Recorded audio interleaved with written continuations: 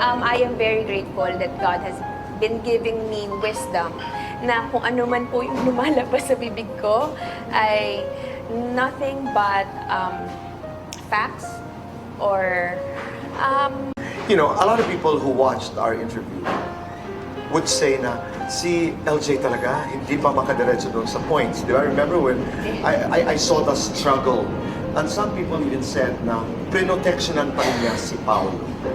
Your reaction to that? ang pinoteksyonan ko, Tito Boy, are my kids. And I understand that. And of course, sabi would say, mahal pa rin niya si Paolo.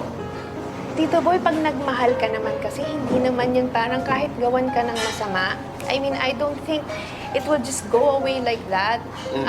Hindi ko naiisip yun ngayon, honestly po, Tito Boy. I mean, syempre, a lot has happened, diba? Maraming iba-ibang emosyon ang nandoon. Right. Pero, parang feeling ko hindi po totoong, kung totoong nagmahal ka, hindi rin totoong bigla mo na lang pwede sabihin sa sarili mo na i-off mo na po yung pagmamahal na yun.